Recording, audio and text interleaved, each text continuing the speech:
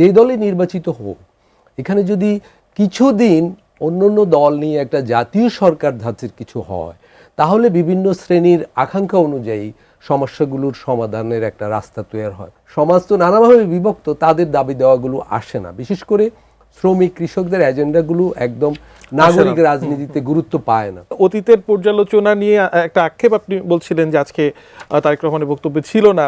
আপনি একজন বিশ্লেষক হিসেবে ঠিক কি আশা করেন 2001 থেকে 6-এর সেই আমলকে যদি পেছনে ফিরে তাকান তারেক রহমান, সেখান থেকে কি শিক্ষাটা তিনি নেবেন বলে আপনি আশা করছেন? আচ্ছা, সেইখান কিন্তু আমি এটা বলেছি যে একটা রিভিউ আকারে, পুনর্মূল্যায়ন আকারে, কিন্তু আমাদের তো সামনে তাকাতে হবে। দেখুন, একটা বিষয়ে এসেছে যে জাতীয় ঐক্যের প্রশ্ন যেটা আলোচনায় আসলো। বাংলাদেশ একটা শ্রেণী বিভক্ত সমাজ, এখানে বিভিন্ন শ্রেণীর কনফ্লিক্টিং দাবি দেওয়া আছে। ফলে এখন সামনে নির্বাচনে বিভিন্ন দল ও জোট অংশ নিচ্ছে, একদল জিতবে, একদল বিরোধী দল হবে।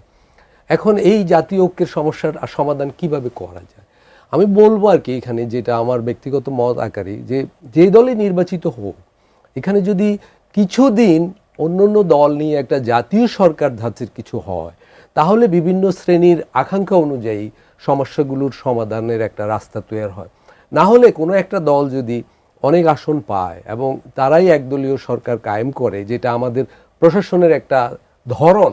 আমাদের এখানে প্রধানমন্ত্রী, শাসক দলের প্রধানমন্ত্রী প্রায় ঈশ্বরের পরেই, মানে আল্লাহর পরেই ক্ষমতাশালী একটা আচরণ শুরু করেন।